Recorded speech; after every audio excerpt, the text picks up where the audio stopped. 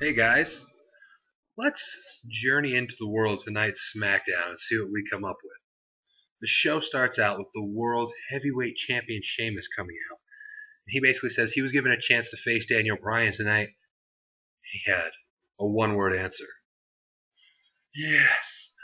Sheamus does the yes chant for days, and he gets the crowd into it. And then Daniel Bryan comes out, and everybody's just pissed. Look on his face, just like, stop saying my thing. Then we get Sheamus versus Daniel Bryan. Daniel Bryan did a good job of selling that he was working on the arm of Sheamus because Sheamus came out and kind of Grandma's Arm like was hurt from Extreme Rules. So he did a good job of just kicks to the arm, trying to get submissions on it. Then Ricardo actually interferes. Yeah, Ricardo, little homie, says, "I'm jumping off the turnbuckle." Interferes, so the match gets called off. Del Rio runs in, puts the cross arm breaker on him, so sells the fact that he's getting his arm hurt more. Then when he gets off, Daniel Bryan puts the yes lock on for a while, so his arm is just ripped to shreds at this point, apparently. And then Daniel Bryan kind of gets upset with Del Rio, like, I had him beat. Why would you do that? Just getting frustrated. And then so they just end the segment arguing. And then you get Sheamus backstage getting checked out by the doctor. Basically, it was like the exact same thing as on Raw when Triple H is on the thing and they're just checking on him, all that fun stuff. Then we get the new tag team champions, R-Truth and Kofi Kingston, against the greatest tag team of all time, Hunico, but especially Camacho. They lost, but that's fine. Epico and Primo actually come out to watch this match on the stage with your boy AW. So they're there out there with Rosa. Camacho hit a man's clothesline on Kofi Kingston outside the ring. He said, "Hey, this is my floor." He just knocked him silly. But eventually, R-Truth ended up hitting his finisher and pinning Camacho. Hashtag ridiculous. Moving on. Brodus Clay versus Jack Swagger. Now, if you're going to have Brodus Clay against one of Vicky's people, I'd much rather see it be Jack Swagger because I don't care seeing Jack Swagger lose. At some point, seeing Dolph Ziggler lose every single match is getting pretty old, especially to Brodus Clay.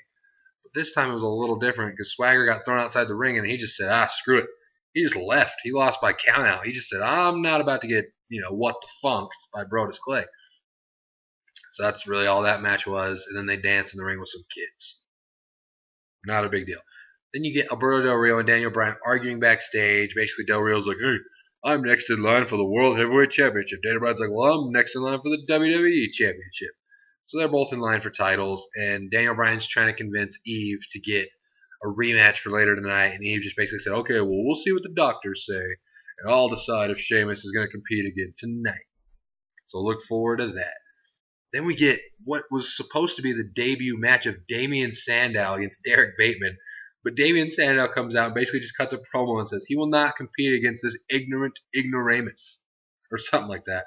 I know he used the word ignoramus, which is awesome. And he says, for the benefit of all of you, I will not be competing tonight. It just walks off.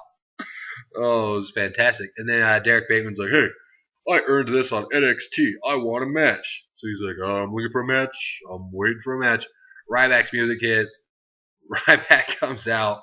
Derek Bateman got his match. Ryback destroys Derek Bateman. Surprise, surprise. But, hey, you don't ask for a match with Ryback. Ryback laid the smacketh down on one person.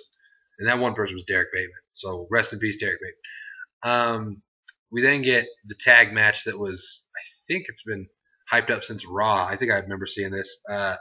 Kane and Cody Rhodes, which would have been so much cooler if Cody still had his mask on, against Big Show and Randall Keith Orton. This match actually went a long time. These are the two Extreme Rules feuds.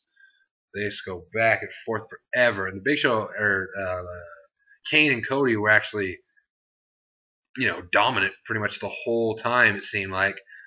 But then the end sequence breaks out, and long story short, Big Show ends up pinning Cody Rhodes after the WMD. So go new Intercontinental Champion Cody Rhodes. Big Show just knocked you out. That's stupid. Because I just don't like the Big Show, so that's fine. But whatever. Big Show pins him after the WMD. Nothing more to say there. It was alright. Then you got Matt Striker outside of the medical facility room waiting to see if Sheamus comes out. Sheamus comes out all bandaged. He says, I came to fight, fella, and I'm going to do it. Basically, long story short, he'll fight him. So then Striker's like, the match will happen. Then we get Natalya versus Layla. And before I talk crap on anything of the Divas, this was literally and realistically the best Divas match I've seen in a long, long time.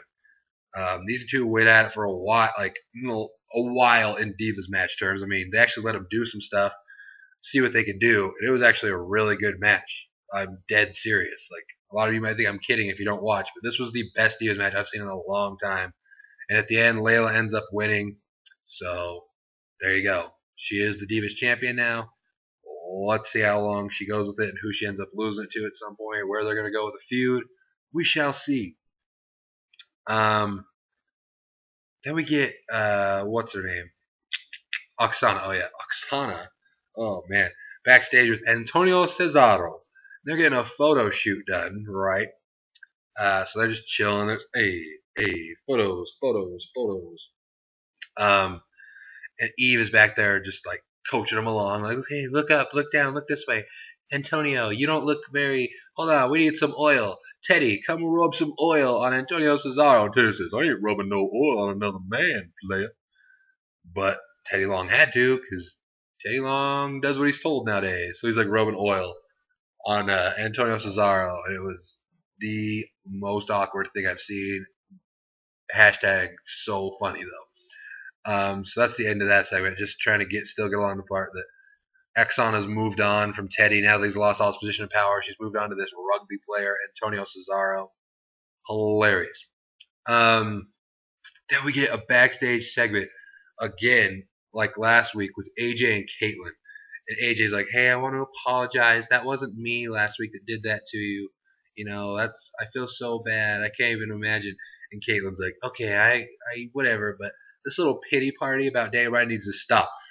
AJ slaps the hell out of her. That shit can slap. Oh, man, she's knocking people's heads off. Slap of the year. AJ clocks her. That's the end of the segment. Oh, man, AJ has got a slap. I'm trying to tell you. Man.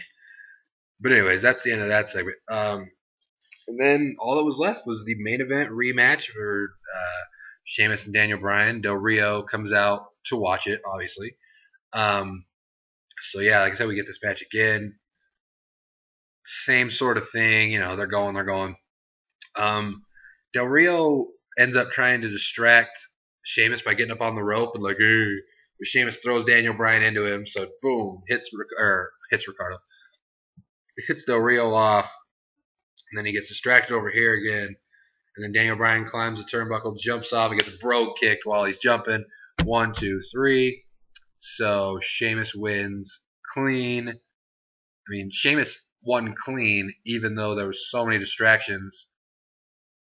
So yeah, it's like, well, now why is there any chance that Daniel Bryan's gonna beat CM Punk over the limit? The probability just went from about 15% to 0%. If they're making it, okay, you're just going to get all the help in the world, and you're just going to get destroyed by Sheamus 1, 2, 3. No shenanigans on your part. You have all the help in the world, and you're still going to lose to the almighty God that is Sheamus. Triple H is God. Sheamus is just God. He doesn't have the yet, but he's on his way. So, I don't know. This show, you know, other than seeing my boy Camacho, which is 10 out of 10, this is personally, I was not very entertained by this, to be completely honest. I mean, when you say the Divas match was like one of the highlights, that's when you know. And seeing Camacho is always a highlight, so that's not anything crazy. But yeah, it's just, I mean, like the highlights in my mind that are stabbing out are how hard AJ slapped Caitlyn, the Divas match, and seeing Camacho. Now, there's nothing wrong with those three things, but I don't really want them to be the top three things on the show. So that's all. And Damian Sandow just dipping out. That was pretty funny. But that was the show for SmackDown. Man, it's much easier to do SmackDown reviews. Well, because Jake doesn't talk. When he's not here, he can't talk for 30 minutes, which is fine. Our Raw reviews are fun. We talk a lot longer. But when I'm by myself and I just do SmackDown, I just get to the point and we're done in 10 minutes. So Anyways, yeah. So that was the show. Tell me what you thought about the show below. Subscribe up here. Like wherever the thumb up is, and comment below. Like I said, go Heat again. The Heat are looking to close it out on Sunday. Let's see what happens here. Good night, everyone.